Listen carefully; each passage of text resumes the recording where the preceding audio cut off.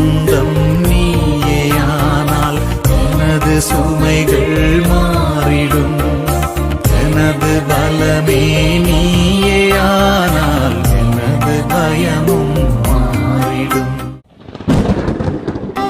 எனது நிழலாய் தொடரும் உறவாய் என்னை கண்டு கொண்டார்.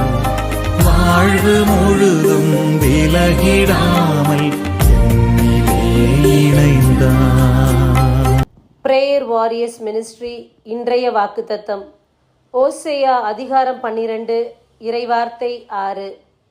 இஸ்ரவேலே, உன் கடவுளிடம் திரும்பி வா, இரக்கத்தையும் நீதியையும் கடைப்பிடி, எப்போதும் உன் கடவுளை நம்பி காத்திரு.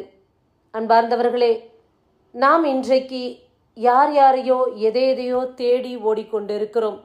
இறைவன் கூறுகிறார், என்னிடம் திரும்பி வா, நீதியை கடைப்பிடி, என்னுடைய நியமங்களை கடைப்பிடி, என்னுடைய வார்த்தையை நம்பி காத்திரு, உன் வாழ்க்கை மாறும், உன் வாழ்வில் ஒரு விடியல் வரும் என்று தேவன் கூறுகின்றார். மனிதரை நம்பி ஓடுவதை விட இறைவனை நம்பி காத்திருப்பது மேலான காரியம் அல்லவா? இறைவனிடம் திரும்பி வருவோம், அவருடைய ஆசிருக்காக காத்திருப்போம். நிச்சயமாக நம்முடைய வாழ்வில் மாற்றங்கள் ஏற்படும். ஆமேன். God bless you.